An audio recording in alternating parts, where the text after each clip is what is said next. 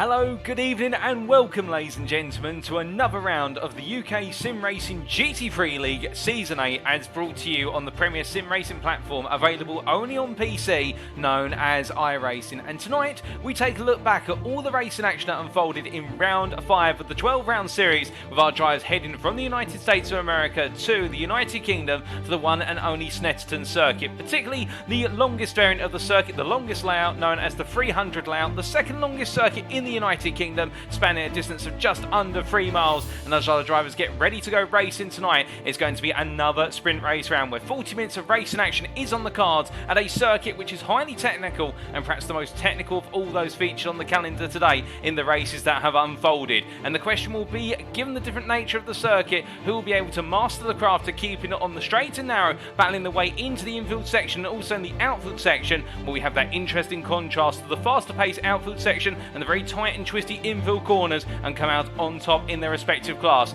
We'll find out all that and more in short order, but before we do get underway, a little bit of housekeeping of course. With this broadcast being a post-round broadcast, the racing you see in the background is not technically live. It occurred yesterday as a Sunday the 16th of October, but we're going to be bringing it to you as if it were live for your viewing pleasure. So if you are tuning in as well, the drivers who participate in the race, or perhaps you already know the results, we do ask that you do not put any spoilers in the chat, as otherwise you may just give the game away. And I, as your commentator and host, do not know how everything unfolds, and it is one of those situations whereby I'll be finding out everything as we go, and therefore whether it be in practice, qualifying, alternatively taking to the grid and going racing, it's all going to be raw to me. But who am I? Let me introduce myself. My name is Paul Walsh, also known as TX11 or Britain a Spit, depending on what media you follow me on, and you can tune into tonight broadcast tonight on a single media platform, which is of course the official home of all UK sim racing community events, and that is the Twitch channel, twitch.tv/UK Sim Racing. But without further ado, as our drivers get ready to go racing, let's take a look at the calendar so far and what's yet to unfold.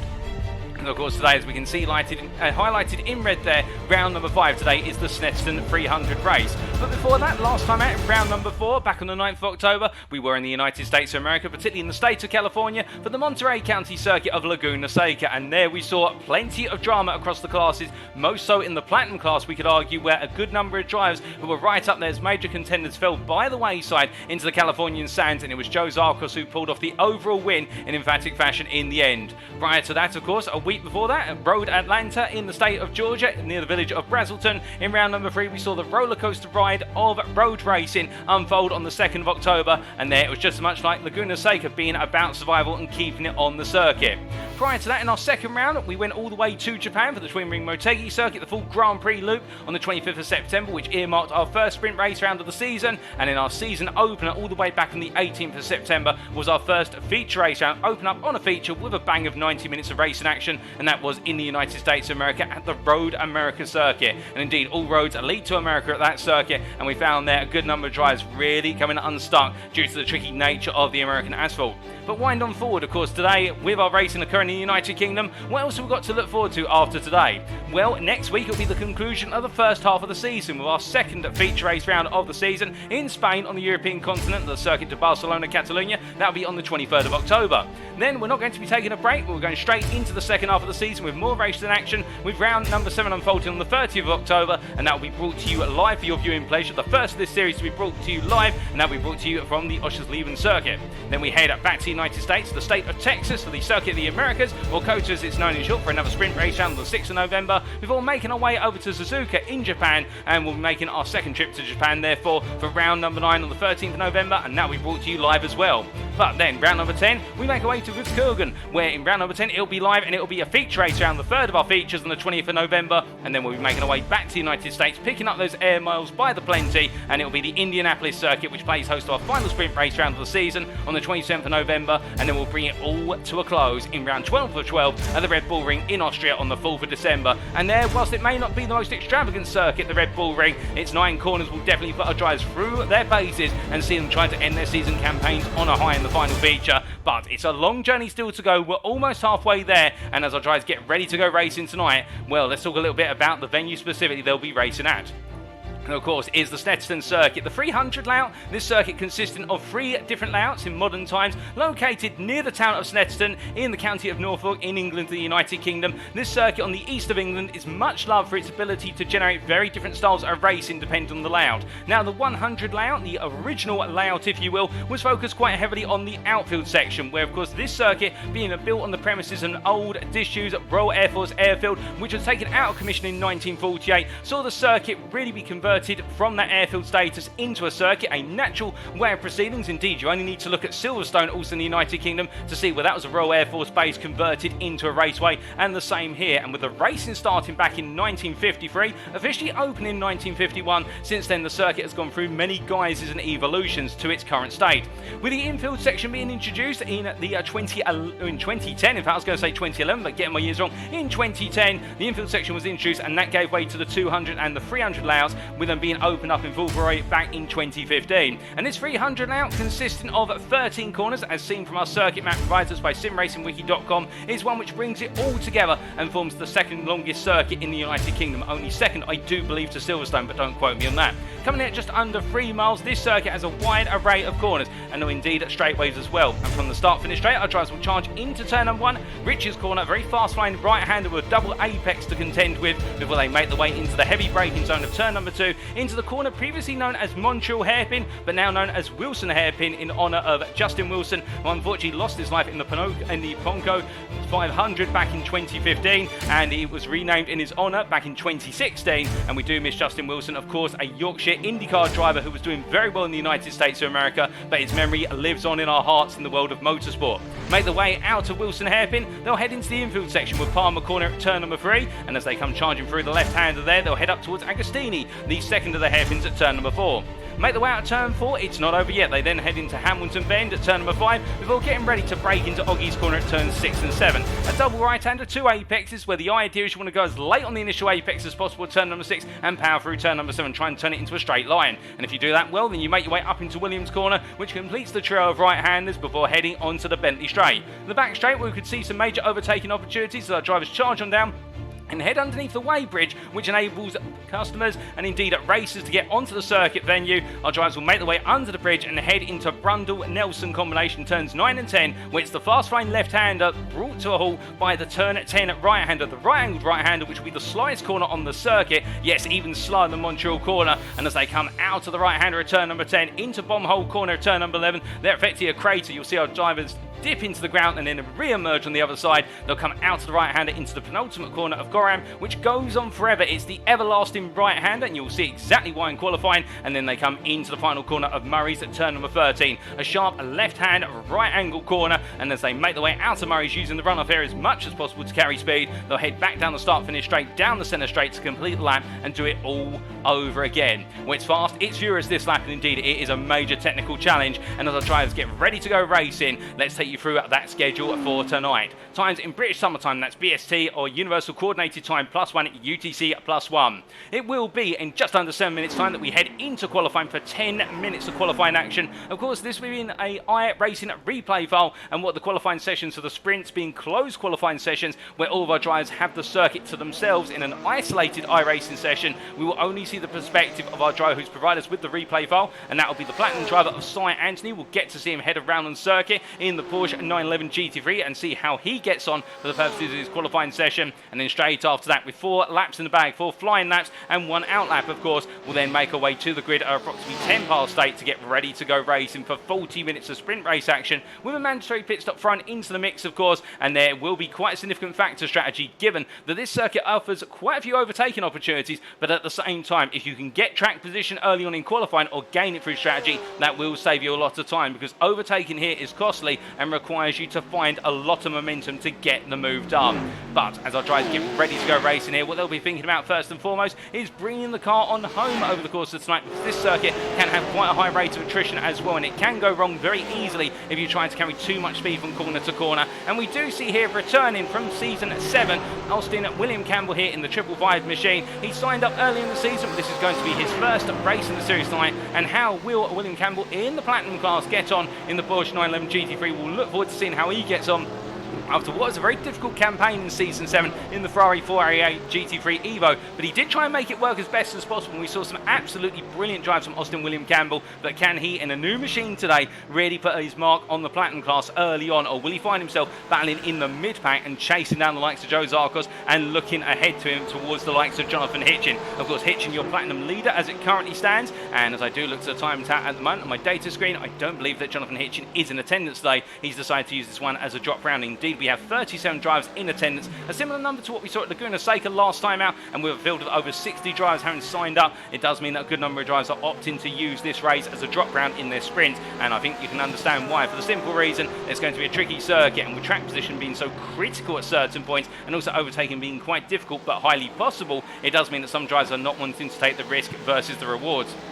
And see Austin William Campbell heading through the final corner, through Murray's Bend. We must not just look at our Platinum class drivers, but we must also look to our Gold class drivers. And of course, here is one of them. It's second place currently in the championship in the Gold class, and that is Joshua Pratt in the 88 Porsche there, making his way a little bit erroneously coming out of Agostina into Hamilton Bend. And of course, last time out, we saw the brilliant battle for the win at Laguna Seca between himself and Martin Tillin in the BMW M4, who's also here tonight. And Tillin, the championship leader going into tonight, after Damien Lobbett vacated the position, being promoted to the Platinum class before Laguna Seca, and now it is Tilling who leads and is filling that power vacuum of Lobbett. But can Joshua Pratt find a way to come back at Tilling over the course of 40 minutes here?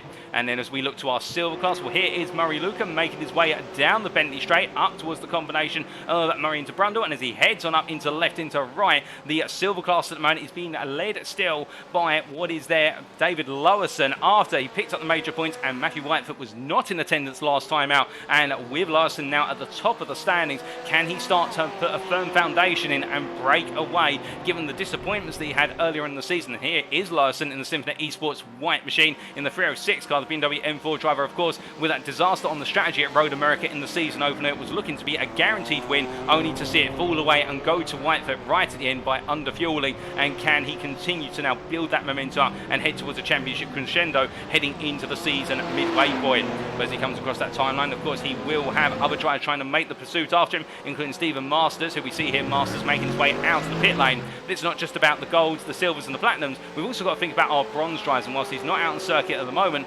Mark Johnson is here in attendance today, and he will be looking to back up what was an absolutely dominant run of form at Laguna Seca with another win. But we also do have here Reggie Greenfield in the Tiki Sim Sport 26 BMW M4, and he'll be thinking about what can he do in terms of achieving major results here, given we've seen how competitive that bronze class is. But the big rivalry we want to see more of, and I think many of you tuning at home want to see more of, is Daniel Payne versus Mark Johnson. Will the two come together tonight? And if so, will sparks fly? And let's not forget the likes as well of James Conley in the Ferrari 488. What can he do to get into that mix, given how close that bronze class has been, with only 6 points separating Mark Johnson, Daniel Payne and Darren Sharples, and Darren Sharples being the championship leader going into tonight? Well, there's all that and more to unfold here, and whilst we are waiting to go racing, we do say hello to you guys and girls tuning in on the Twitch chat there, and it's great to see you all tuning in as always. And I do see it there, Jen, well, I'm not quite sure how I pronounce your username, but I'm going to go with Gen Z or something along those lines. I think that's a play on Gen Z, albeit with a HYE on the end of it there. But I hope you're doing well, Zen. And also we say hello there to Joe Zarkos, also to Matrix 4701. And also my guy Sai, and I appreciate a number of you may be tuning in right now but maybe a little bit shy and not wanting to say hi. Don't be shy if you can type something in the Twitch chat. Never be afraid, we don't bite here at UK Sim Racing Community. We do our utmost to make sure it's as friendly environment as possible. Indeed, some of you right now may be sat there and wondering, given you've been tuning in for some time to the broadcast over the course of this year and perhaps over the last couple of years, how can you potentially give back if you so desire? Well, the good news is there's a really simple way if you do want to give it a little something back to the UK Sim Racing Community, and you can do that through our affiliates, because we have an affiliate program whereby UK Sim Racing is affiliated with multiple sim racing and real world motorsport companies, including the likes of Swello Meadow Sim Racing Coaching, Race Anywhere and Demon Tweets. Now, if you head to our website, which you'll see on screen very shortly as we see Jeremy Graham making his way on around there, and if you head to our website, which is now on screen, you'll notice on the left hand side there at the top of our link buttons, there's a button which is listed as discount stroke affiliate links. Well, if you click on that, you'll then be presented with this screen, and you you can see a number of logo images with regards to our affiliates, so Race Anywhere and Demon Tweaks at the top, Swelio Meadow Sim Racing Coaching in the middle, and Amazon there are recently newly introduced affiliate at the bottom. And if you click on these images, you can make purchases through the pages you are redirected to, and these purchases will be discounted for you, and we will get a kit back from your purchase as a result, and we can take that money and put it back into future series and the running of the community. For UK Sim Racing is a non-profit organisation, with all of our affiliate earnings being invested back into the community day in, day out to fund our future series and everything else in between. Additionally, some of our affiliates provide discount codes which are available in the UK Sim Racing Discord, and remember, a little purchase can go a long way in supporting the UK Sim Racing community that continues to grow year in, year out. We're going from strength to strength, and we're looking forward to seeing what the remainder of the year and 2023 has in store. But speaking of what's in store, we now return to the circuit, and it is now time for qualifying, and it will be Cy Anti who takes us around for his qualifying session. We'll have to look to see how the Porsche 911 driver from Symphony Esports Black gets on. The Welshman will tackle the circuit, and can he deliver a strong qualifying session? Well, it's going to be a tricky one here, given the fact it's quite a cool circuit here today. Track temperature at the moment sitting around 26 degrees centigrade, ambient around 20 degrees centigrade. Not the typical temperatures we have seen over the course of this season. We've normally seen track temperature and ambient a lot higher, particularly in the American circuits that we've gone to. But can Cy Anti find a way to tame the German beast that he's piloting and bring on home a strong lap in qualifying? We'll have to wait and see. As he makes his way into turn number 2 and heads on out of the hairpin and up towards Palmer Corner at turn number 3. We do continue to see him making his way on around and getting himself set up at the moment. And we say hello there to Mr. Min 87. Good evening to you, Mr. Min. I hope you're feeling fresh like a freshman. I hope that's not too much of a play on your username, and I do apologise if so, but it is always the case. Having a nice polo mint never hurts, and indeed I had one just before I did the broadcast. Not sure why, whether it's just to clear my breath or whatnot, give myself a bit of a smell of fresh breath, but I can definitely say to you, a good mint never goes too far astray. But as we see it, Cy Anthony here keeping it on the black tarmac at the moment and making sure not to head out into the grass. He's getting himself set up very nicely. But what to watch out for then in qualifying? We do know that this Snetterton circuit, as we talked about earlier, is a very technical circuit, and that means you need to nail the lap precisely in terms of those braking points. It's not the case that if you go late into your braking zone you can recover the car. You'll normally find yourself going very deep into a corner if you miss your braking point by about 5 to 10 metres. The converse is true. If you're not on the pound nice and early, or you brake too early, you lose an absolute plethora of time. And as Scientine now makes his way down into the right hander here of what is turn number 10 and heads up towards bottom home corner of turn number 11 very shortly. He's going to have all that and more on his mind as he heads through 11 up in towards Corama turn number 12, the never-ending right hand. And you'll see that on the exterior cameras for now, but we'll ride on board very shortly and give you an idea of what it looks like when you go around there in a GT3 machine. And as Cy Anthony heads through the final corner, let's ride on board here to take you for the first flying lap of his qualifying session. Once it bring all the data up on screen then, and he makes his way across the timeline. In the bottom right corner is the dashboard there, so you can follow with speed and gears. He heads down towards turn number 1. Heading up towards Richard's corner, looking to his left, dabbing the brakes there at the 50-metre board and running the car through full throttle there through turn number 4. And as he makes his way down towards Palmer Hairpin, not Palmer Hairpin, my apologies, Wilson Hairpin, going all the way down to first gear and make his way on out there at 40 miles an hour. And now heading up through the gearbox here, up towards third gear before getting ready to go onto the brakes for Palmer Corner. Through the left hand here, a deceptively early apex. He makes his way on out, lets the car run up onto the exit curve in there. Now heading down towards Agostinho turn number 4, the second hairpin in the sequence. Onto the brakes here, about 75 metres, all the way down the gearbox to second gear. Does he drop to first? No, he decides not to, so that way he can get on the pound nice and early and more aggressively. And now heads into Hamilton Bend. Up to third gear. It's just going to be a light dab of the brakes to settle the car down. Fourth gear, in fact, just he hits the apex. They're deciding to upshift mid-apex. And now into Oggy's corner at turn 6 and 7. Clears 6 nicely, goes a little bit deep coming out of turn 6 into 7. So can't quite hook up the throttle as much as he would like, but still, this is his initial flying lap, and as he comes through, Williams makes amends very nicely there as he now heads out of the right-hander and down the back straight, down Bentley Straight. Now been up for the gearbox here once again, going up to similar speeds of which we saw in the run down the centre straight. But in fact, I think Cy Anthony backing off the throttle here. Boy, if his lap's been invalidated, I'd love to know exactly where it's been invalidated as he heads through the left into right at turns 9 and 10, comes down to second gear and makes it nicely on through, and now heads all the way through the right-hander of turn number 11 and now into Coram Corner as he makes his way into turn number 12. And here you're going to see now how long this corner is. Are we there yet? Are we there yet? And there's the apex curve. We finally arrive at the apex curve. Of course, Cy Anthony not attacking it too hard here as he gets ready to go on to another flying lap, with his first one being aborted. So he comes on out there of Murray's corner to go once again and make his way back up through the gearbox. But that is a lap on board with a GT3 machine at about 90% push over the entirety of the lap. Of course, that lap not permissible as he makes his way down towards turn at number 1, and we look to the exterior cameras. And as he comes on around through the long right-hander here, we do say hello to Steve Masters as well, asking the question, is the stream getting scrambled in bits to other people as well, or just me? Well, it seems though that a number of you giving feedback that the stream is a-okay. Well, Stephen, if you're having a bit of difficulty, we'll see what we can do with that post-broadcast here. It might be the device you're watching it on. Alternatively, I'm not 100% sure what else it can be. I do know that sometimes Twitch on mobile can be a little bit glitchy compared to others. The science in there goes well wide, coming out to Pie on the corner, and now to jump back to the pit, and not too pleased for that. It's 2 laps aborted so far, but Mr. Masters, if we can do anything over the course of tonight's broadcast, indeed for future broadcasts, to try and fix that for you, we will do our utmost to the end of the day. It's the viewing pleasure, you guys and girls tuning in at home, which matters most to us here at UK Sim Racing. And as Scientine makes his way back on out, we've already seen, we thought his first lap was flawless.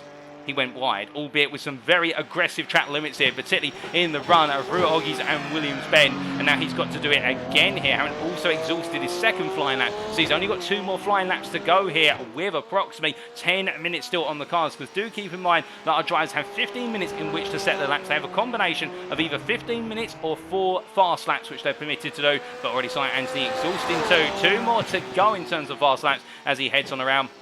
And that's why the challenge is for our drivers is if they go a little bit too far, because you really want to push hard in qualifying. There's no doubt about that. There's no prizes for holding back in qualifying as he heads on through the left-hander here of turn number 6 once again, and makes his way all the way up. Sorry, the turn number 5, I should say. Get my numbers a little bit wrong there. And as he comes through turn 6 and 7 for Oggies and heading up into Williams Bend, now Sight Anthony getting himself set once more. But of course, the Porsche being perhaps the favourite car in the current balance of performance in iRacing, and we are expecting it to be very strong here at Snetterton, because this circuit really does play to the strengths of a mid-engine rear-wheel drive car. In the fact, the rear centre of mass, or the rearward centre of mass I should say, where the engine is behind the driver, and the Porsche having the engine mounted as close as possible to the rear axle compared to its peers. So its peers being, for example, the Audi R8 LMS, alternatively the Ferrari 488 Evo. Those cars, they do have mid-engine rear-wheel drive layouts as well, but Porsche does it like no other in terms of the placement of that engine. And with this circuit being so heavily focused on rotation through so many of these corners, particularly in the infield, that's what's going to give the Porsche a huge opportunity here to deliver well as he makes his way out to the final corner and heads across the timeline. We do say hello there to Paddy Falconer in the Twitch chat there, as we see Sight Anthony making his way across that timeline and on to another attempted lap as he makes his way through the turn number 1 right-hander and all the way from Riches up towards Wilson hairpin he goes, heading on to the brakes very shortly and breaking his way all the way down the gearbox here. And as he makes his way through the hairpin, you've got to be patient on the power. You can't afford to get on the power too early as you'll run off circuit there, where the connector is for effectively the 100 layout. And as he makes his way through the left-hander, always there, Palmer corner, turn number 3, heading up towards 4, heading down towards Agostini. He's been looking a bit smoother this time. He's fully on the commitment right now as he heads on down towards turn number 4.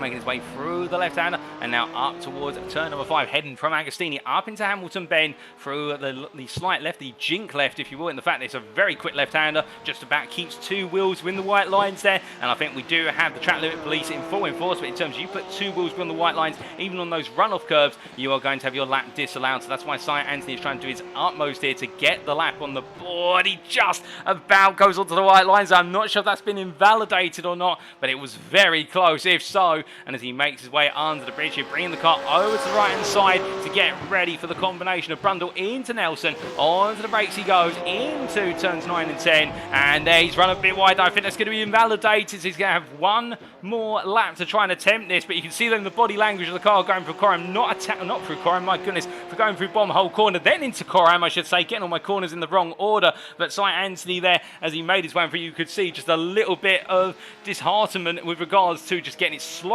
wrong coming out of turn number 10, and now having one more chance as he heads out to Murray's onto his final flying lap. And can he hook it up this time? That will be the question as he heads across the timeline and down towards turn number 1, in towards the braking zone he goes. And as he makes his way on through here, and really now it is go for broke as he makes his way through the right-hander up towards Wilson once more. And it does seem it's the latter half of the lap that just seems to catch him out a little bit, as we do see there the coloured helmet of Wilson painted on the corner board. And that, of course, in tribute of Wilson. That was his coloured helmet, as I'm to understand it. And as he makes his way up into turn number 3, into Palmer corner here, Sight Anthony, I think, taking a bit more of a considerate approach. Although, as soon as I say that, goes slightly wide there out of turn number 3. But I think he's just going to commit to it here and see whether it's disallowed right at the end, as he comes through Agostini and heads up towards Hamilton corner and goes a bit wide once again. And I think that is going to be an off track indeed for Cy Anthony. That is 4 laps out of 4 that have gone wrong, and Cy Anthony will not have a time on the board to go into the race, and he's going to be starting away down the order as a result. Where exactly,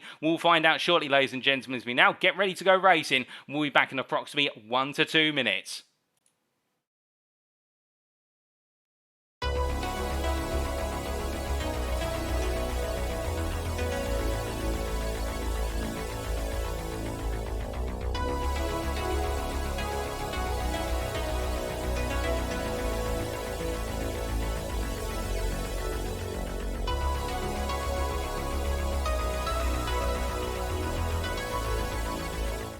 Alrighty then, ladies and gentlemen, let's take you through the grid as it stands for round number 5 of the UK Sim Racing GT3 League Season 8. They line up as follows at Snetterton. Austin William Campbell taking pole position in his maiden round of the season. The privateer putting in a great lap of 42.852 versus Damien Lobbett, who lines up alongside for Symphony Esports White. Behind them, Joe Zarkos and Austin Gretorix there line up on the second row, followed by Joshua Pratt taking gold pole position in P5 overall ahead of James Ackland P6 of BRM Racing. Then we have Alex Hill from Tiki Simsport P7, joined by Christian Zaruta in P8. And then Daniel Dan Weber there in the Ford GT P9, alongside Stephen Masters, the silver driver, taking silver pole in P10 overall. Congratulations to him, just ahead of Jeff Griffiths, who starts off row number 6, joined by Martin Tinnan from UK Sim Racing Pink P12. Behind them on row number 7, Sam Sherwood and Chris Edison line up side by side, two friends and rivals on the circuit, with Peter Cox and Murray Luca on row number 8. And then David Larson and Ryan Moles on row number 9. David Larson not having the qualifying session perhaps he so desired, but still quite a way up there with Ryan Moles and not too far off him in terms of pace. And then Shane Abbott and Mark Collicott complete the top 10 rows. Then we have Mark Johnson, the bronze pole sitter, P21 overall, with Nathan Foster alongside P22. A difficult qualifying session for the platinum driver of Nathan Foster from Simam Racing. He's not had much luck in the last couple of rounds, it must be said. Matthew Whitefoot and Casper Brockner, the two silver peers, going toe-to-toe on row number 12, they're P23 and P24. Then behind them, we have Brandon Hay and Billy Mann line up side by side on row 13, with Daniel Pays and what is there, John Eddowes at row number 14. And then we have Ollie Pimley and Colin Patterson, row 15. Patrick Falconer and Jeremy Graham, row 16. Reggie Greenfield and James Connolly, row 17, the two bronze drivers. Sean Clark and Cy Anthony, P35, P36. Cy Anthony not with a lap on the board. And then last but not least, with a lap not on the board as well, Rob Armstrong, P37. Now, what I'm hearing, ladies and gentlemen, it is a grid start today due to an error in setting up the race lobby. So we're going to see 37 GT3s pull off from a stationary start, no tyre temperature, and now we await the lights.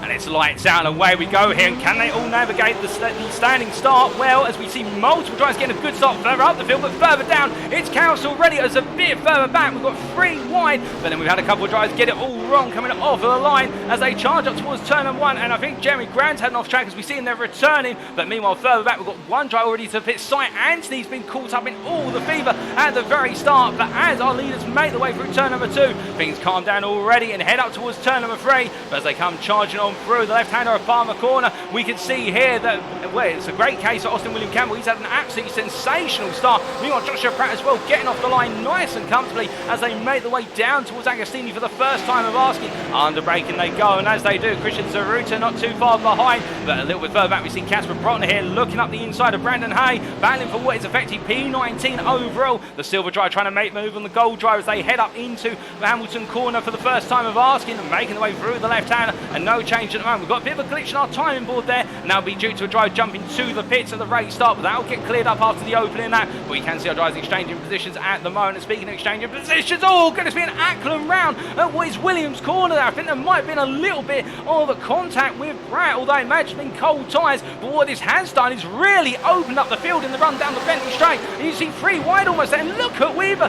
coming on up the inside into outside on the brakes very heavily. And how on earth that man has got the Ford GT stopped in that fashion, I do not know, but he's made that brick come to a halt, and he's got it done nicely as they make the way on through. And when I say a brick, it is a very heavy car, but somehow he's made it break as light as a feather as he comes through Coram corner. Meanwhile, behind him, Stephen Masters also looking at this and thinking after getting a good start, he is your silver leader as they come to the end of lap number 1, and he's in P9 at the moment as they make the way on down and up towards turn number 1 once again. So after one lap, it is Austin William Campbell who leads ahead of Damien Lobbett P2, Austin Gretorix P3, followed by Joe Zarkos Zarkos P4, and Christian Zaru to P5, followed by Joshua Pratt P6 as the gold driver here tries to break away from Daniel Weaver P7. Then we have Stephen Masters P8, followed by Alex Hill P9, and then it is Martin Tillin running to the end of the top 10 with Jeff Griffiths, the best of the rest in P11 as they make the way into turn number 2 once again. Meanwhile, further down with a difficult start and multiple drives being caught up in the start line contact, Mark Johnson losing out with regards to his bronze pole position start down in P22. He's dropped to the pits in order to get the car repaired. Oh my goodness, and it's all gone so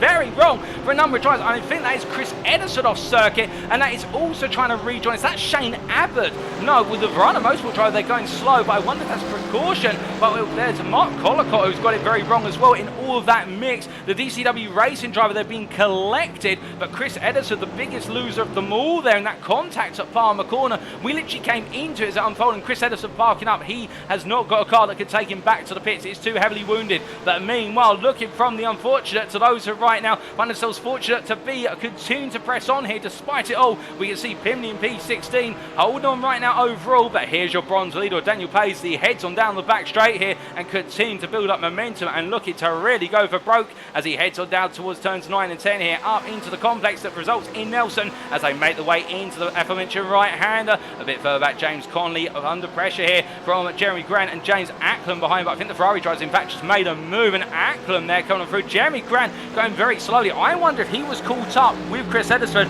at Palmer Corner because he is going much slower than the pace we'd expect, and right now the BRM Racing driver for the United States of America is not having things go his way whatsoever as he makes his way through Coram. But meanwhile, as he gets himself back up to speed or tries to make his way to the pits with a limping car, we can see Mark Collicott here as well involved in the mix as we hear that Ryan Moles has had to jump to the pit lane due to damage on the car, while drivers come charging or past the stationary camera on the start-finish line here, and you can see that Collicott's still caught up behind Grant. And did Grant just have a slowdown? He served it. Well, so a very odd slowdown to have so early on, but still mistakes were made as they make the way through Richards. Well, Collicott's going to have a better run here up the inside for P8 and the silver class, P25 overall on the brakes nice and early there and gets it done as they make the way out of the hairpin. Out of Wilson they come, and now Peter Cox will try to do the same.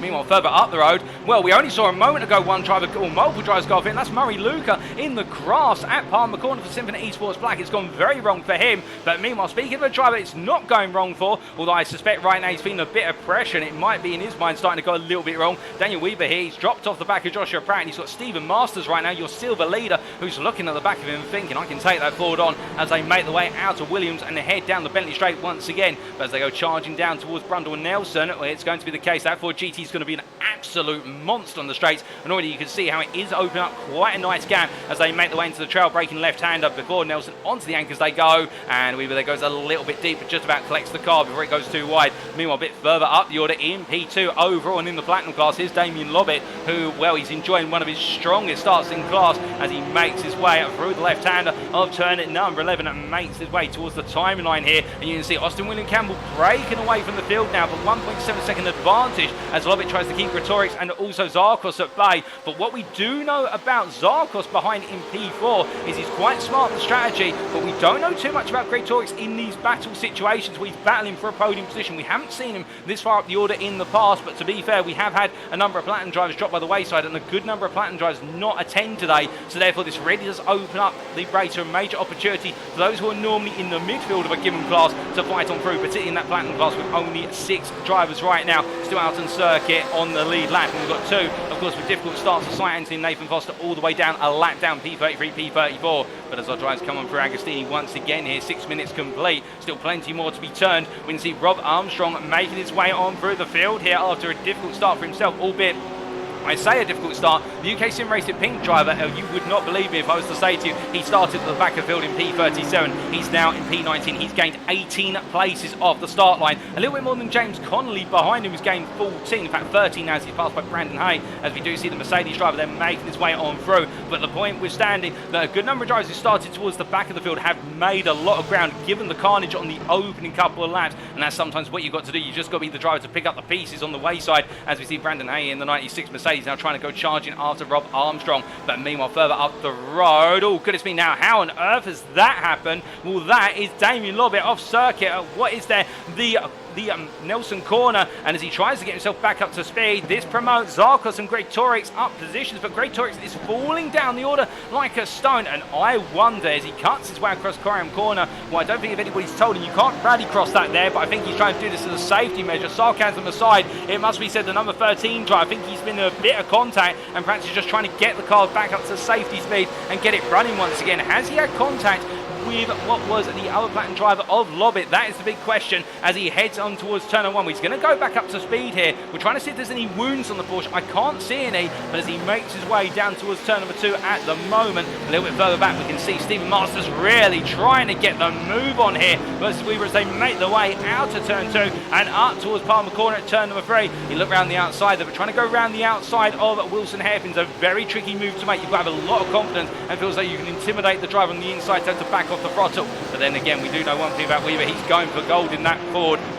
And when I say gold, of course, in the gold class, he's going for that championship. He's not going to give in if possible as they make the way out for Agostini and up towards Hamilton Bend. But further back, I'm hearing that Brandon Hayes had a bit of an incident on circuit and he's had to jump to the pits as a result. So he's dropped a long way down the order from what was at the time a run inside the top 20. Unfortunate for him. Billy Mann, meanwhile, finds himself right in the back of Daniel Pace as they make the way out of Agostini themselves and head up towards Hamilton. Further back, however, James Conley here is now being assaulted by the gold class drivers of both Ollie Pimley, who goes round the outside into Agostini, and John Eddowes here also trying to come through, but Eddowes finds a little bit of grass. He tries to power out and goes wide, and now has to wait another opportunity as he goes onto the grass there into Hamilton Bend, and the corner claims him as he brings it back to earth and tries to get back on the tarmac there, but just runs out a little bit too wide, a bit too much enthusiasm with the width of the circuit, but now getting himself back up to speed. Meanwhile, further up the road, Mark Collicott trying to go on the offensive here versus Rob Armstrong. We jump on board with Collicott as he looks up he looks around the outside. In fact, as they go on to brakes, but he has to back off as he finds himself on the outside there in the run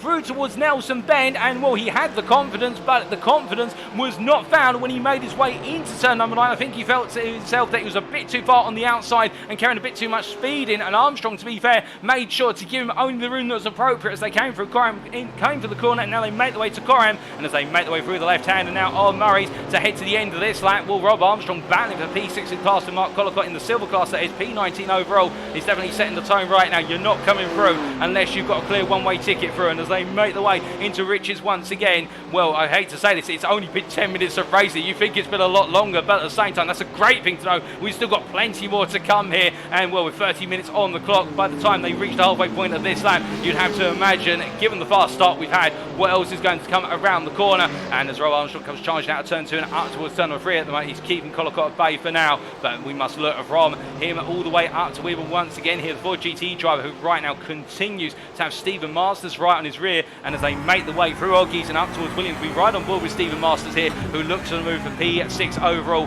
as they come up through the right hander of Williams. And you can see there the difference in the body language of the cars and the difference in the nature of the cars, where the Ford GT goes a bit deeper by comparison, but as they build up the speed here in the run down the back straight, you can see the Ford GT just makes up for it in its straight line speed, and whilst Masters is in the tow and he can be more aggressive on the brakes, he just does not have enough leverage in the run in towards Nelson corner. And as they make the way out of turn 9 and 10 and up towards 11 here, he has to wait once again, and it's frustrating because I think Masters feels he's in the faster car when he's in clear air, but the thing is, he's not in clear air. He's got a Ford GT right in front of him, and that American backside is going to be as planted as possible as they make the way through turn number 13 and head on to the next lap here. And Masters right now, he's got no pressure behind him technically, although he does have Alex Hill right on his 6 in the gold class, but no class pressure from him in terms of in the silver class. And as they make their way across the timeline, where's Jeff Griffiths, I hear you ask? Here is Jeff Griffiths in P2 in the silver, but meanwhile a bit further back, here's Damien Lovett trying to go round the outside on his recovery drive now to make his way back up into the top 10. He's going to battle with Whitefoot into Riches, goes around the outside, can he hook it up? You could see a little bit of a wobble on the car, but just about balances it as he makes his way down towards Wilson corner. A nice move from Lovett, gains a place. Meanwhile, James Acklam coming in like a missile there on the Audi Falconer. We just caught that in the corner of our eye, and thank goodness we did. The BRM Racing drive, they're going all in on the brakes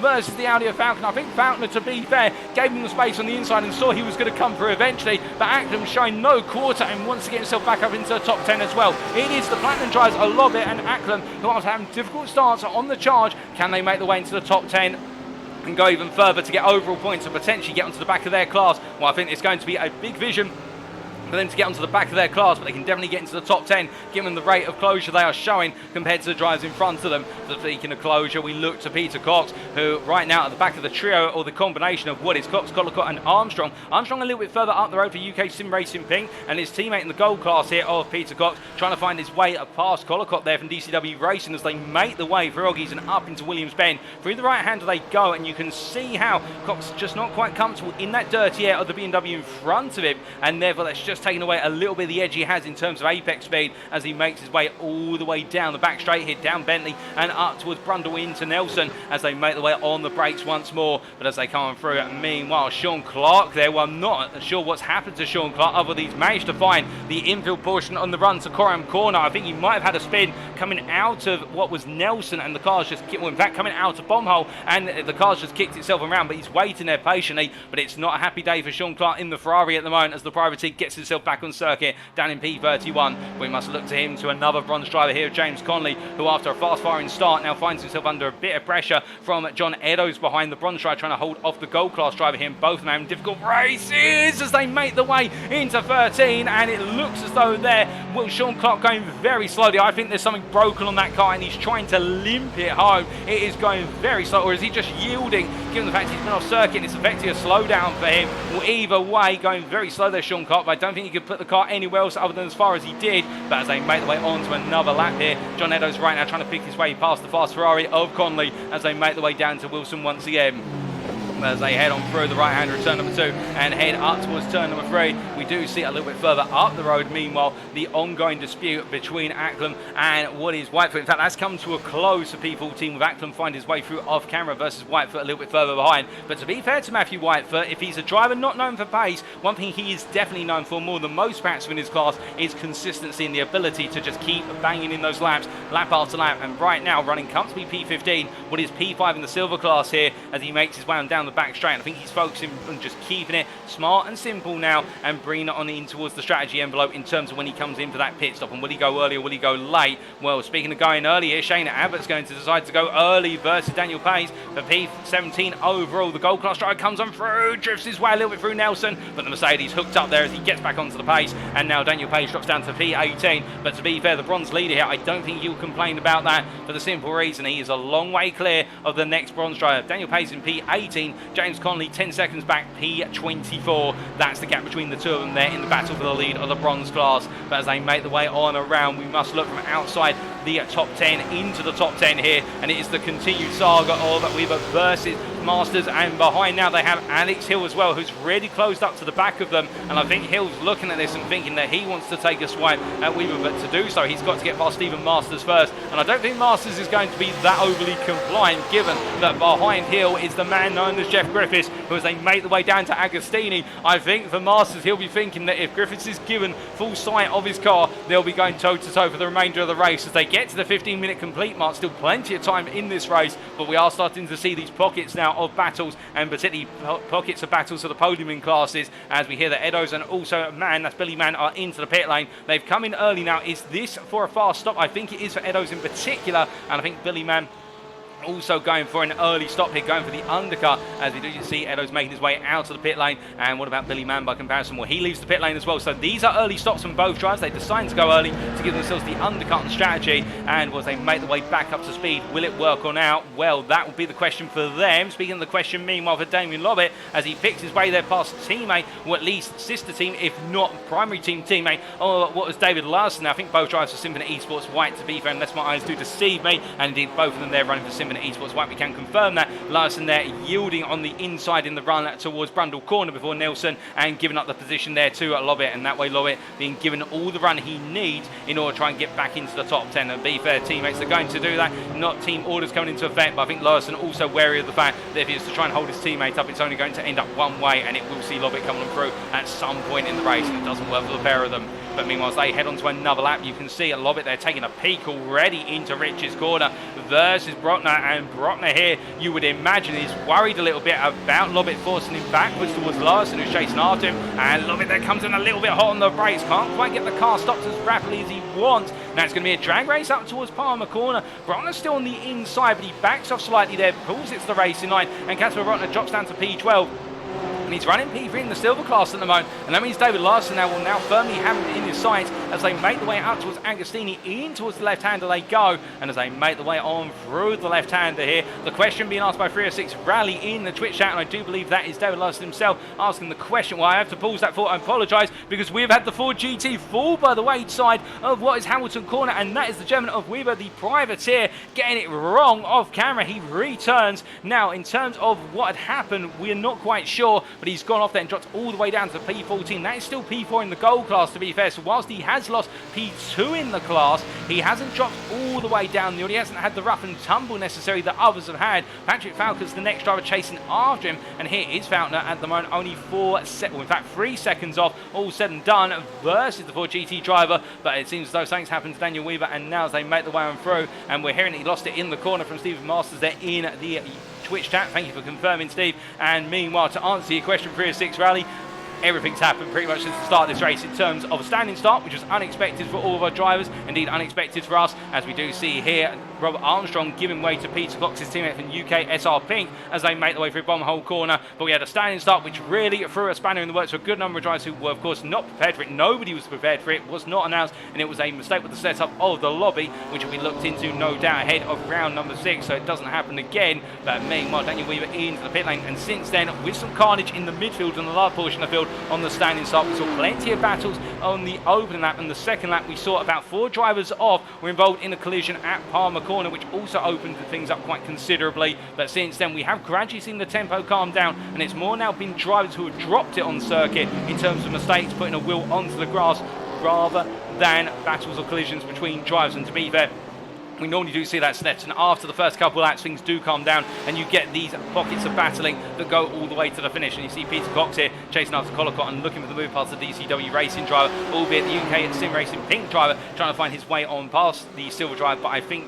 in Mark Collicott's case, he may not be too interested in trying to hold Cox up forever, for the simple reason that if he does so, he's only losing some pace in the hunt after Whitefoot, who is at this current point in time approximately 7 seconds up the road from the pair.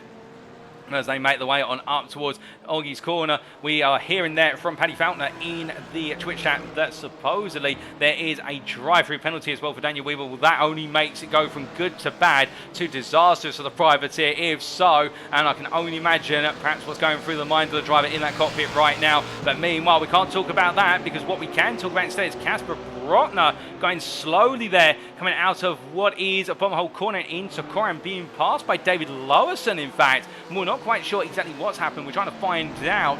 And, well, oh, good, it's been Brotner there spinning. That's what's happened as he makes his way then into the turn 13 corner. And Murray's now, what has triggered that? With some damage on the car, we're not 100% sure, but Brotner having a dismal lap, and as he brings himself back up to speed, is this a pull to the pits as we get to the halfway stage of this race? Well, no, he decides not to, so whatever's wrong with the car, it's not enough to cause him to bring it on in. But what it does cause, as we ride on board here with Mark Collicott, is the DCW Racing driver now to see his rival for what is P5 in the silver class right in front of him, firmly in his sights. And can Collicott get this done? We'll be hoping that Peter Cox behind does not try and get into the mix. They break the way down into Wilson, and you can see here getting so very, very close as we're in that Damien Lovett's had an off track a bit further up the road. He's rejoined, but he's lost 2 places, and in fact he's had to jump to the pitch due to the damage received from the off track on the car. And Damien Lovett's race has gone to the disaster zone, as meanwhile we continue to ride on board here with Collicott, who's had a race that has been all about ups and downs, and right now he is on and up, there is no doubt about that, as he makes his way for Agostini here. But can he find the move? With Peter Cox also putting pressure on from behind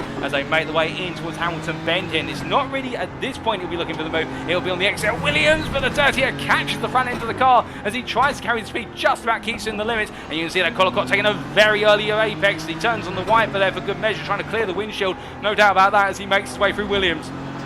As he comes through the right hand here, gets a good exit, he's 3.5 tenths off, and that's going to be the drag race of the BMWs. It's all about how much aero they're running down the back straight, and Collicott here inches closer and closer and closer, but it's not enough. 2.5 tenths is the gap as they go onto the brakes, trailing through Murray into what is Nelson Bend, going through Brundle into Nelson, I should say. And as they make their way through the left into the right hand, no change at the moment as they head on out. And meanwhile, as they make the way on through it, James Acklam has picked his way past Lowerson, who's gone off there at turn number 13, and the Symphony Esports White driver there. Well, it's all going so very wrong for so many drivers in the silver class as Whitefoot comes on through. And right now the 104 driver here, well, in his mind, I think he'll be thinking, good, just keep dropping by the wayside, guys. I'm going to pick up these places gradually as he makes his way into Rich's Bend. And Whitefoot right now and gained 12 places. Some of those being moves early on, but he's just not putting a foot wrong. Meanwhile, back from almost the near dead in terms of the start of this race, with a vengeance, it's Mark Johnson here in the number 11 car. He dropped all the way to the back of the field on the opening lap, had to come into the pits to do repair work to the car, and here he's trying to pick his way past Connolly as they make the way across the timeline and up towards turn 1. Connolly defends the inside, and Johnson here is going to try and sweep all the way round, or is he? As he makes his way back into the racing line, but he gets a lot of momentum. Connolly goes defensive, and for Connolly, this is important. He's got to try and keep Johnson at bay,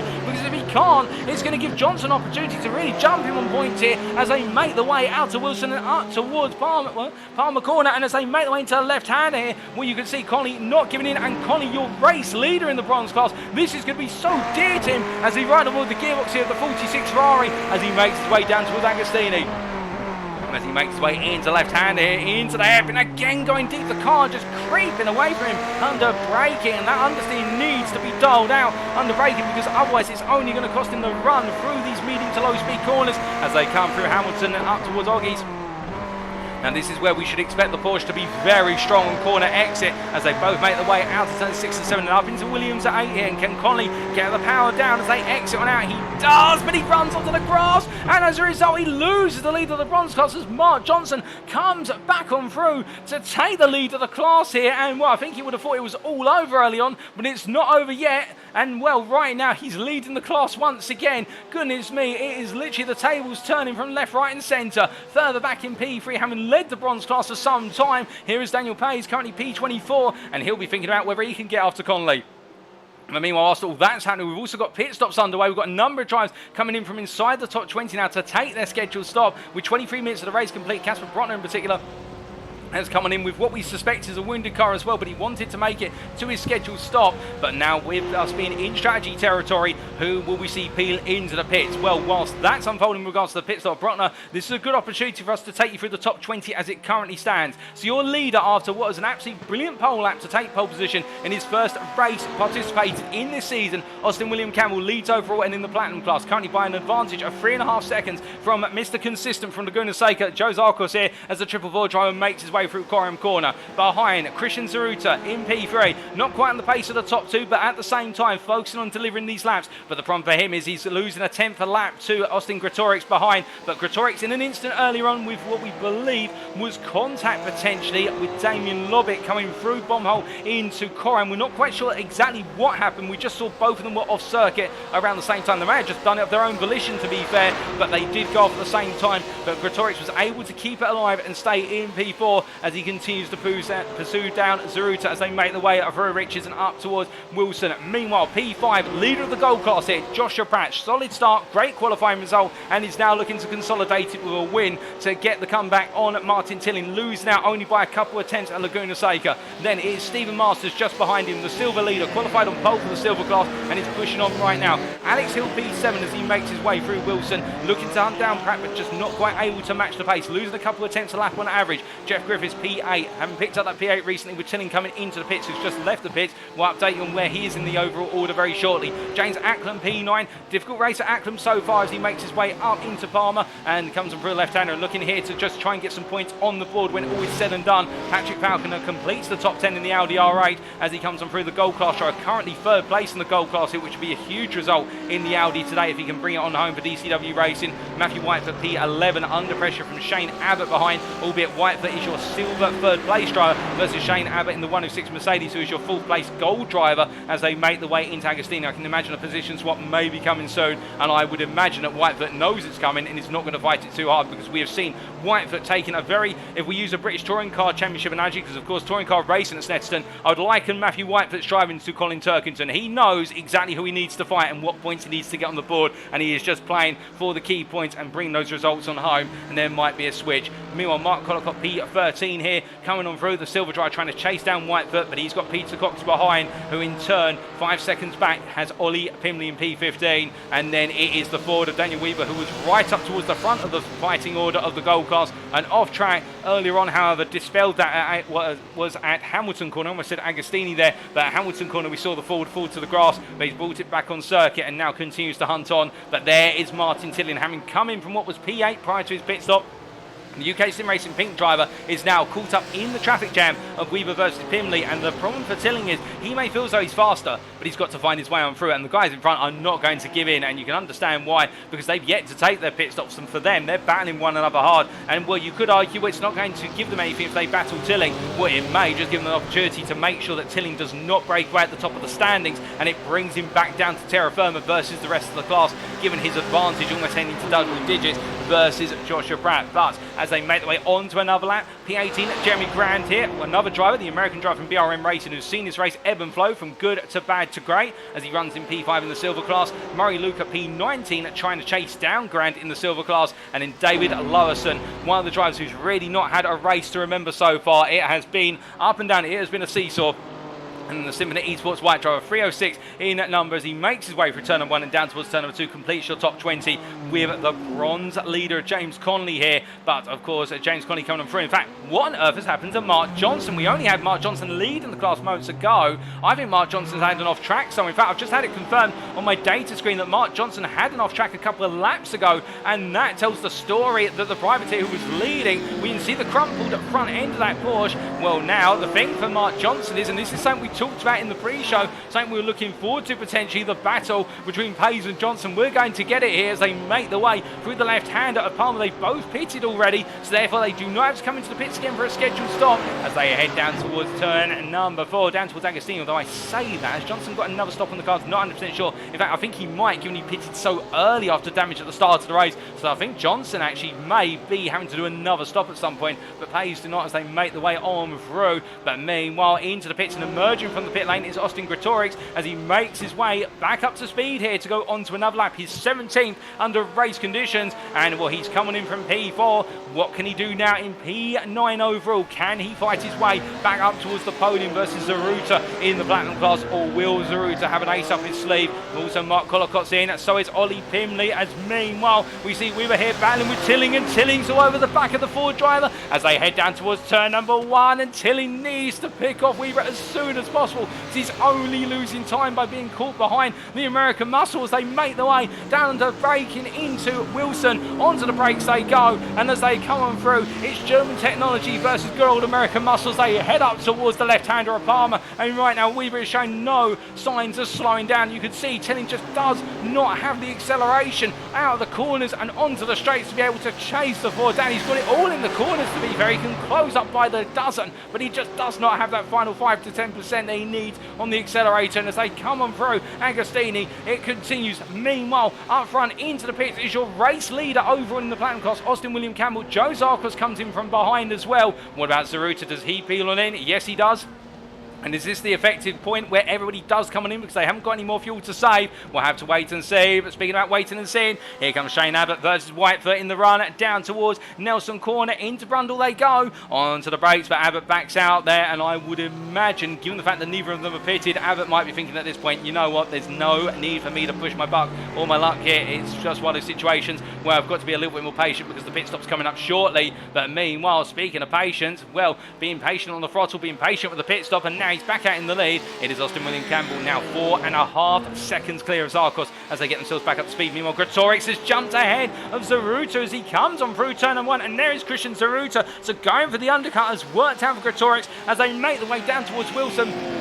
As they come for the right hander here of turn number 2, it is looking as though it is going the way of the very nicely blue-green Porsche as they make the way. In fact, that's blue, that's not green on the com. Eyes really do deceive me. Meanwhile, the privateer in the yellow-green Porsche of Wes Zaruta there, just not quite having it on the pit stop strategy. Can he get it done now in the final 10 minutes of racing plus the final lap as he heads into Agostini and tries to come on back? But as they make the way up to speed, we've still got more pit stops unfolding. The big pit stop we are looking at the moment is where has Whitefoot come out in the mix. We've come up behind Falconer, who has gained 17 places since the start of this race. Patrick Falconer in the Audi, really been one of those drivers who's gone under the radar here today in terms of just picking up places left, right and centre and driving a very strong race. But as they make the way on through, Shane Abbott has yet to pit, and so has Peter Cox. They're going very long. As meanwhile, Whitefoot has come back out, and he's come back out in P4 in the silver class. The next driver up the road from him in class is David Larson, 2 places up in P13 to what is their Whitefoot P15. But I think now things are going to settle down a little bit here as Larson looks to try and bring home the final step at the podium. Meanwhile, in the bronze class, I hear you ask, what's happening there between Payes and Johnson? Well, Johnson has served his second stop, and that's dropped him down the order. Meanwhile, Daniel Payes leads now in the bronze class ahead of James Connolly, who is in P2, having taken his pit stop as well. And Daniel Payes, therefore, your bronze leader after all the strategy has played on out. And he's got quite a sizable advantage, an advantage there of what is approximately, unless I'm very much mistaken, 21 seconds. And Payes just has not put a foot wrong here today as he makes his way up into Oggies, the privateer, really pushing on strong. And this is only going to make Johnson respond even more at Barcelona, Catalunya, if he's able to attend, of course. But I'd imagine there will be a response. Speaking of a response, he's in for his pit stop here. The last of our pit stoppers, it is Shane Abbott who comes on in, and well, as he parks it on up, who's going to come through? There goes Tilling. The next bronze driver, not the next bronze driver, the next gold driver to come through would be Patrick Falconer, but he's a long way back at Coram and into what is their Murray's corner. Shane Abbott gradually making his way on through, and as we look to the blimp camera here, keep your eyes on the upper portion of the road. Where is Patrick Falconer? I don't think he's done enough. As we see there goes Lowison, and there is Falconer. He just gets ahead of Abbott, and Abbott, who's gone the longest of everybody on his opening stint. He's jumped places, to give him credit. He's jumped a lot of places, but the one place he couldn't jump was versus the Audi of Falconer. Meanwhile, Collicott here trying to fight his way past Whitefoot in the late stages of this race as the clouds come over in Norfolk and they make the way down towards Palmer Corner. But brilliant piece of strategy work there from Patrick Falconer, who now 19 places gained. He's looking to pick up a top 5 here today, but meanwhile, we must focus on what's the centre of our attention. Collicott battling hard with Whitefoot here for P4 in the silver class, and well, Collicott right now not holding back. As you can see, they're scrambling left to right, and out of Agostini they come. Looks like the inside into Hamilton Bend. He can't quite find it as they make the way on through. We do look to the nose cam here, right on board the nose, or the bumper, if you will, the DCW racing machine, as they make the way for Oggie's corner. And you can see there Whitefoot going a little bit deep, Collicott getting a nice exit by comparison. And as they make the way through the long right-hander, well, the change on Whitefoot is, can he withstand the pressure? We've typically seen Whitefoot be the driver to pick up the places where other drivers have lost out under pressure, but now they go charging on through. And in fact, I said about Shane Abbott being the longest of our stoppers. No, it's not. It's Peter Cox who's just coming in. So Peter Cox going to get that up, lady. You'll have to forgive me after this race for getting it wrong there. But Peter Cox is just coming in from P7. Goodness me, the man has gone on forever. Now the question will be, where does Peter Cox come out in all of this? Does he come out ahead of Abbott, or does he come out behind Abbott? We're about to find out as we see here Collicott really just not able to close up through Coram into Murray's corner, but he might get a better run here as Whitefoot goes a little bit deep. But Whitefoot, to be fair, really buries the throttle nicely there coming out of Murray's and gets it hooked up for corner exit as they now make the way across the timeline onto another lap. Meanwhile, Cox still in the pit lane. And Pete's got to a very long stop there. This is a very long stop, 30 plus seconds already. It's not going right for Peter Cox, and that means effectively that now Martin Tilling is the last of the gold drivers in the podium positions as he comes on through the left-hander of Agostini and now heads up towards Hamilton once again. But meanwhile, we must cut away from him back to Whitefoot versus Collicott, our closest battle on circuit right now, and this could be big for Whitefoot in particular as we see Collicott there literally frying everything, including the kitchen sink, albeit proverbially coming out of Palmer and up into Agostini. He's using all the track width. He's got to be careful, of course. Does that too many times, he may pick up a drive-through penalty for his indiscretion. And as he makes his way out of Agostini right now, you can see Whitefoot just unfazed by this. Whitefoot absolutely stoic in response as they make the way out of Hamilton up in towards Oggie's. And this is what really defines Whitefoot's driving style in terms of he just does not let things phase him. Meanwhile, Collicott here literally going all in to find his way on through, but in identical machinery, albeit the setups of the cars will be different. What this being an open setup series, so our drivers can tweak the setups as much as they like. You see Collicott there, and he's inching closer, and he's getting closer and a little bit closer every meter he covers as they make the way up towards the left into right combination here. Does he look up the inside? He looks through it, but there's no way through. Whitefoot goes in hard and he goes a bit too deep and just about stops the car from the grass, but it's worked. And Collicott there playing a bit of mind games, gets the move done for P14, and the DCW Racing driver goes further on up the order, but as he comes on through Corium and makes his way on around, meanwhile a bit further back here's Murray Luca trying to do a similar task as he makes his way up the inside and into the right-hander, and Nelson ahead of Daniel Payes. I think Payes are not really focusing on battling, he's only focused on bringing home the bronze win. He doesn't want overall position as he drops to P21. Meanwhile Luca up to P20 overall. As they make the way on around, we do look from Daniel Payes to a little bit further down the order, and Mark Johnson right now will press it on here, P25, second place in the bronze class. I think he's going to need a miracle at this point to try and close down the gap to Payes, who is 22 seconds up the road. To be fair, it can happen in terms of it's not over until the checker flag falls and you've crossed that finish line. Not that we wish it on anyone, of course, but Johnson right now, I think he's done everything he can, and Connolly a bit further back here. P3 in the bronze class today will still be a solid result, there's no doubt about that. Just has not quite had the pace versus Johnson and Payes, but still to be there on the podium versus the two of them is a huge accolade in of itself. But meanwhile, we look from our bronze drivers and giving them praise to our gold drivers and giving them some additional praise. And Shane Abbott right now behind Patrick Falconer, but this is going to go down to the wire. Of course, we saw Shane Abbott go longer than Falconer on the opening stint by about 3 to 4 laps, but it hasn't quite worked out. Meanwhile, Collicott's off there, and what is, I believe, unless I'm mistaken, that's an off at Oggie's corner, and Whitefoot's come back on through.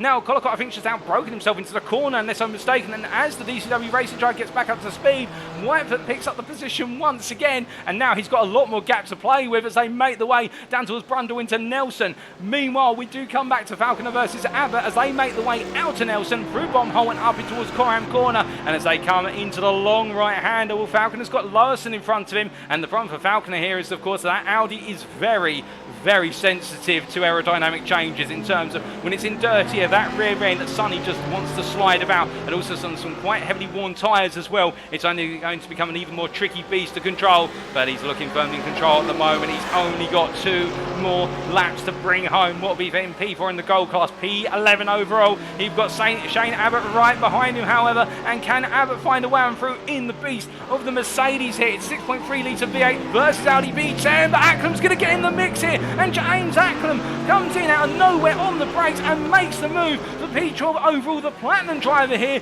going for overall position. He's had enough of waiting and decided, right, I'm coming through you whether you like it or not. And as they make the way out of Palmer corner, Shane Abbott there, well, he responded well to it, but I can imagine that Abbott right now must be a little bit angry under that cockpit and thinking, I'm battling with that driver in front, I don't need you to intervene. And as they make the way out of Agostini, can Acklam also find his way on through and effectively inconvenience Falconer in terms of forcing Falconer back to Abbott, or will Falconer be past at a much more opportune moment? Well, Acklam looks up the inside, he tries to get the nose in there, but in return has to back out, and I think if he went any deeper into the corner, we would have seen the DCW Audi going round. And as they make the way out to Williams here, Acklam definitely trying to come on through right now, but patience is wearing thin, and now as they head all the way out towards Nelson corner by Brundle, you can see that Abbott quite a way back, and I wouldn't be surprised if Falconer thinks about lifting off the throttle slightly. In fact, he commits.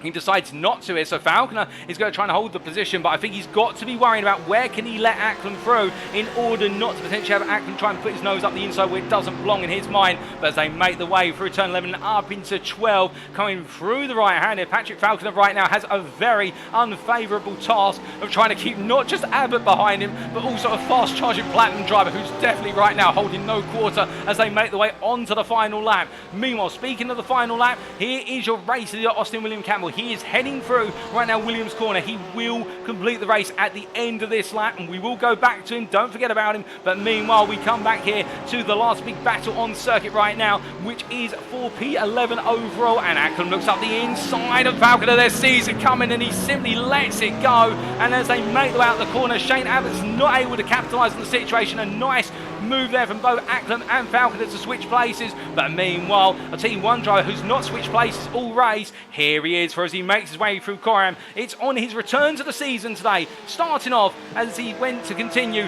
picked up pole position in qualifying, and as he heads to the timeline, 40 minutes to complete, and it is Austin William Campbell in the 555 Porsche who takes the overall win. The privateer crosses the line, your Platinum winner as well, ahead of Joe Zarkos P2, and it is Austin Gretorix who completes the top 3 overall the overall podium and the platinum podium, just ahead of Christian Zeruta, who comes on home in P4. Great battle in between these two, but then we have to give credit to Joshua Pratt, who a little bit further behind makes his way through the final two corners here with Stephen Masters hot on his tail, and as he comes on through to the line, it is going to be a win in the gold class here for Joshua Pratt, taking the fight back to Martin Tillin. He crosses the line ahead of silver winner Stephen Masters, the privateer P6 I should say, the number 22 driver, taking the silver win ahead of Alex Hill, who crossed the line P7. Jeff Griffiths comes across the line, shaking from side to side. Enjoy P2, enjoy Griffiths as he comes across the line. Then it is Martin Tillin P9. And there's going to be James Acklam who completes the top 10, but still as he comes on through, making his way up towards the timeline here. Who's going to come through behind him? Well, it is going to be David Larson who comes on through P11, and Patrick Falconer in the end holds off Shane Abbott to line. You can see that flash of light says it all there with regards to how proud he is of holding on to that P4 versus Abbott P5 in the gold class, P13 overall. Matthew Whitefoot in the end coming home P4 in the silver class. A solid drive from Whitefoot ahead of Daniel Weaver P15, Mark Collicott P16, and there's Ollie Pimley P17, followed by Casper Brotner P18, Jeremy Graham P19, Murray Luca P20, and here is your bronze winner, ladies and gentlemen. Daniel Pays in the number 8 BMW M4, the privateer, comes across the line P21 overall, but more importantly for him, it's a winning class ahead of John Eddowes, who comes on home P22, Rob Armstrong crossing the line there in formation with Peter Cox to complete our last finishers on the lead lap, P23, P24, Armstrong and Cox. But that, ladies and gentlemen, is the checkered flag called, said and done. And now it's time for us to take a look at those race results, subject to any stewards' inquiries. So after 40 minutes of racing action and what has been an absolutely intense day of racing at the Snetterton 300 circuit, in round number 5 of the UK Sim Racing GT3 League Season 8, it's brought to you on iRacing. Austin William Campbell in the end taking the win by 1.4 seconds, and something we didn't talk about, but Joe Zarkos was absolutely tearing that advantage that Campbell had built up down on the second stint, albeit there wasn't enough time in the race for Joe Zarkos to convert that into a battle for the win. But that goes to show you that Zarkos really is developing that late stage race pace, and then Austin Gretorix there completing the overall podium. Christian Zeruta P4 ahead of Joshua Pratt P5, Stephen Masters P6, a solid drive from both Pratt and Masters, enjoying some of their best results of the season so far. Alex Hill as well at P7, brilliant drive from him. Jeff Griffiths P8 picking up another solid performance, and then Martin Tillin and James Acklam completing the top 10 with David Larson best the rest in P11. But how does it all translate into the individual class finishes is the big question. Let's start off with our platinum drivers. We see Austin William Campbell, let's say his name in full. He deserves it as our winner, of course, and he always deserves his name in full. We can see there Mr. AWC, as he's also known in the Twitch chat there. I can see a number of you saying that there. Austin William Campbell on his debut in the season, picking up the win ahead of Zarkos. Austin Gretorix P3, he'll be very pleased with that in a rather limited platinum class here today, but still doesn't matter how many takes to the circuit, you've got to bring it home in the positions. Christian Zeruta P4 being jumped with regards to the pit stop versus Gretorix, but the rivalry between them, and they were absolutely dead even on pace all the way through the race. James Acklam P5 battling his way to P5, Damien Lobbit P6 retiring 12 laps from the finish. An unfortunate day for Lobbit, just could not go any worse than the way it did. And then Cy Anthony P7 just not even being able to get off the line without major damage and retiring after a lap turned. And Nathan Foster P8 there, and a difficult day for the Simman racing driver as well, finishing 20 laps down, and well, for both Cy Anthony and Nathan Foster, one to forget. Then we come on to what is the gold class meanwhile, and we can see here Joshua Pratt taking that win and taking the fight back to Martin Tillin ahead of Alex Hill P2 and Tillin P3. But to be fair, whilst Pratt may have got the win today, Tillin's still picking up a podium that will hold him very well and in good stead at a circuit where the BMW M4 was not looking to be the car on form versus the Porsche. Patrick Falconer, I should say, P4, he'll be absolutely pleased as punch for that one, holding off a fast charging, and to be fair, some of the strongest performance we've seen from Shane Abbott so far this season, ahead of Daniel Danweaver P6. I know what could have been for the Ford GT driver if he had not gone off at Hamilton Bend, but of course plenty more rounds to come for him. Ollie Pimley P7, John Eddowes P8, Peter Cox P9, and Billy Mann there with that retirement in P10. Ahead of retirees as well, Brandon Hay, Ryan Moles and Sam Sherwood. And then we come onto the silver class, and we can see here that in the silvers, Stephen Masters picking up that win in emphatic fashion by almost 12 seconds ahead of Jeff Griffiths. Griffiths having a great result today and just showing, much like with Matthew Whitefoot, that sometimes if you've got the pace, you've got the consistency, and you can stay out of trouble and put it all together, you will be rewarded. And Jeff Griffiths up there on the second step of the podium, absolutely happy with that one. David Larson, it went all over the place today in terms of at one point leading the class, class, at one point heading towards the back of the class, but in the end of bringing it home on the third place at the podium in the class, ahead of Matthew Whitefoot, and the Larson-Whitefoot rivalry continues, with the gap between them today being 7 seconds. Mark Collicott P5, not quite able to get the job done on Whitefoot. We thought he got it done, only to see him go off circuit right towards the end and drop to P5. Casper Brotner, not a happy day for him after a great start, fell down the order to P6. Jeremy Graham P7, great recovery drive from Grand. Murray Luke at P8, Rob Armstrong P9, and then Colin Patterson finishing a lap down for Tiki Simsport Tower, with UK Sim Racing's Chris Edison there, only able to turn a single lap before the retirement. Unfortunately for Edison, caught up in the opening lap carnage, and particularly for him, it was at turn number 3 Palmer Corner on lap number 2. But as we then come on to our final class, let's not forget our bronze class drivers here, and we can see that Daniel Pays taking the win in the end ahead of Mark Johnson. The one driver, Daniel Pays, they not getting it wrong, ahead of Mark Johnson P2, James Connolly P3, and then Reggie Greenfield and Sean Clark wrapping up the proceedings P4, P5. But how does that translate into, of course, the championship points? Well, let's take a look for you. Starting off with the overall top 20 standings.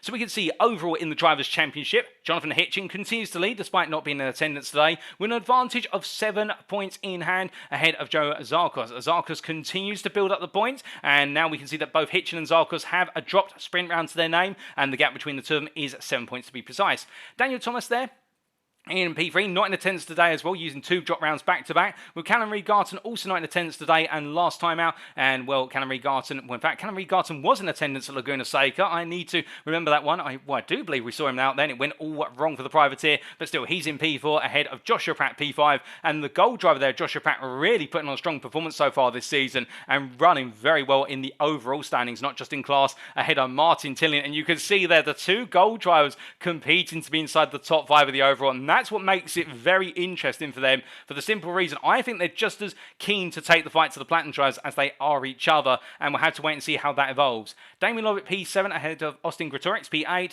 and then Stephen Masters, the silver driver, there in P9 on 21 points, joins on 21 with Christian Saruta, but ahead based on result countback. And then it's Alexander Hill who completes the start of the run into the best of the rest in P11 there for Tiki Simsport. But coming on to the individual class standings, we look at the Platinums, and we can see here, much like we mentioned only moments ago, Hitchin ahead of Zarkos by 7 points, but see there the opening gap between them and then the rest of the field, albeit we do have to account for the fact that a good number of drivers have used multiple drop rounds already, including Daniel Thomas, 2 drop rounds now, and also Callum Reed-Garton, who has used 1 drop round and had some difficult races as well, so he's looking to bounce back the privateer. Carl McGirt there in P5, not in attendance today, but we look forward to seeing his Mercedes out on the circuit in the near future, with Nathan Foster in P6.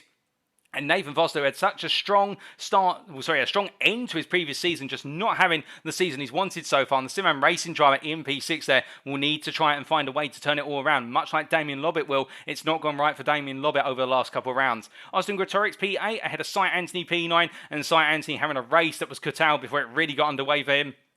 And Christian Saruta P10 there ahead of Austin William Campbell in P11. And then we do have Dominic Roberts only at 5 points behind. And of course, Austin William Campbell, only 1 race score on the board so far, but it's the most critical one. Fastest lap in the win, and that's put him on 21 points ahead of Roberts from Effect Esports. And then Jacko Taylor, Sam Congreve and James Acklam complete the top 15, with Paul Busby, Richard Yep, Gareth Higgins, Darren Orkett, Oliver Fennell and Max Furtwängler completing the Platinum standings. But as we now come on to the gold class, we can see here the story a little bit similar in the fact that Martin Tilling continues to lead by now a diminishing margin of what is 6 points versus Joshua Pratt. It is going to go down to the wire between these two. I sense it already, and I'm going to put that prediction out there all the way up to the season finale. And also keep your eyes out for Hill. Alexander Hill in P3 there. He is only a further 14 points off. That sounds like a lot, but in a single round that can be turned around very quickly. And the Tiki Simsport driver is building momentum right now. If he's not beating either Pratt or Tilling, he's there in third, and that's the important thing.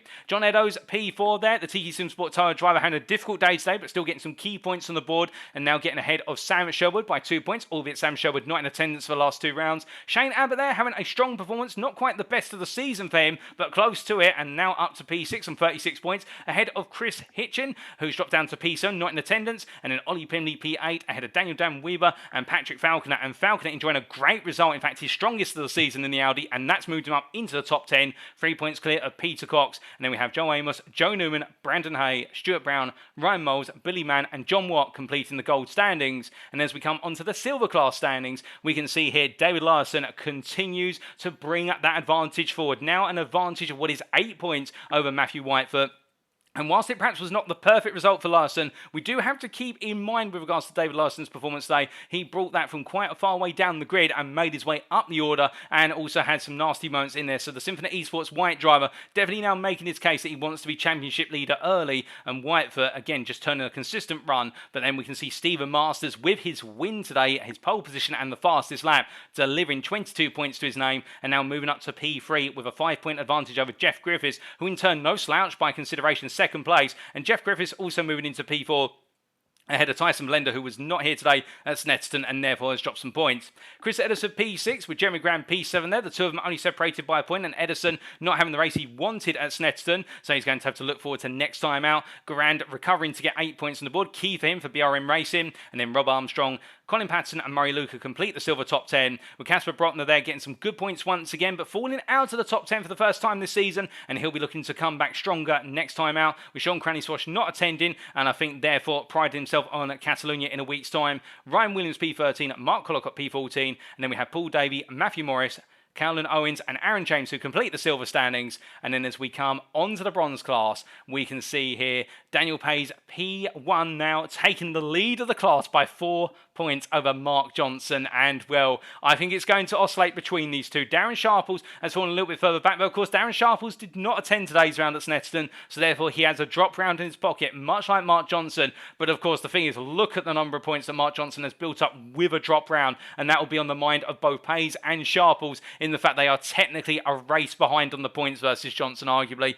James Conley, P4 there, really pushing on and trying to take the fight to Sharples, there's no doubt about that. Now only 3 points off of Sharples with a feature race drop round in there, and then we see Ryan Gonzalez at P5 ahead of Reggie Greenfield P6, the two of them separated by 4 points. Richard Baxter ahead of Sean Clark, and then Matty Wilder and Matt Emerson complete the top 10 for the bronze class, with Thomas Balzac, Stephen Cox, Ashley Coverdale, and then Andrew Murray completing the bronze standings. And then, well, we talked about Drivers' Championship standings, we have to come to the team standings as well, and after 5 rounds, and Symphony Esports White continue to lead by a slightly cut margin now of what is 30 points versus UK Sim Racing Pink. And the story has been that Symphony Esports White on a good day have very strong performances and pick up the majority of the points. But when it goes wrong, it's UK Sim Racing Pink who seem to find a way to get the points out of the race. And that's why they're now up into P2, jumping ahead of Tiki Sim Sport Tire, albeit now by 18 points. And then Tiki Sim Sport, the sister Tiki Sim Sport team, in P4 ahead of BWT Motorsport by 13 points. And Symphony Esports Black, 17 off of the top 5, 3 points clear of UK Sim Racing, and it's Symphony Esports Gold, SimM Racing and BRM Racing who complete the top 10, with DCW Racing there picking up some major points, and no doubt due to Patrick Falconer's great performance there amongst his teammates putting in strong performances as well today, and Effect Esports wrapping up the team standings there in P12. But speaking of wrapping up, that's all the points and whatnot concluded, and you know what that means? It's time for us to wrap up.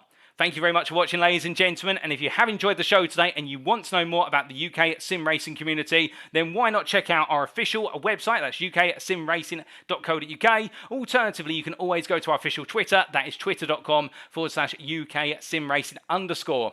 Also, a huge thank you to our affiliates, of course. Without them, we would not be able to continue to run the series as we so do so, and that includes, but is not limited to, Swelio Omeda Sim Racing Coaching. You can see at the YouTube link there for Swelio Omeda, and Swelio Omeda, one of the big authorities with regards to iRacing in particular, a multi-champion official iRacing series. And if you're looking to get some absolutely top-class, platinum-class coaching, or even diamond-class, if you will, Swelio Omeda is the guy to go to. Also, Race Anywhere there, and their website, www.raceanywhere.co.uk. And Race Anywhere is the provider of curated sim racing equipment, aiming to only stock products which enable you to take your sim racing experience to the next level and represent excellent value for the sim racing community. And then Demon Tweaks, their website, www.demon-tweaks.com, whereby they are the provider of the most complete and innovative motorsport range available in worldwide. So no matter what your level of discipline, their products can help drive you to realise your motorsport ambitions. And also, of course, we do have Amazon, their website, as the international shipper and #1 place to go for everything under the sun at amazon.co.uk.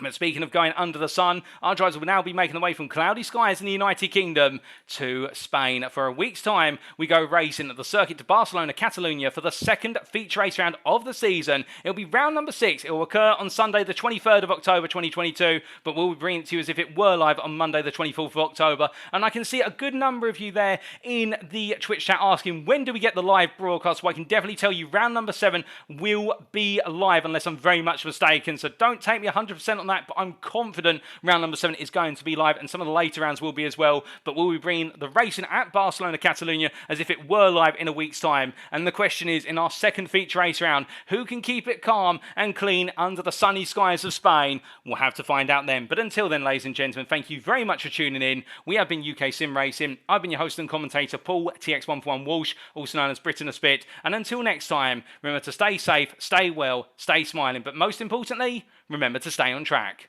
Good night.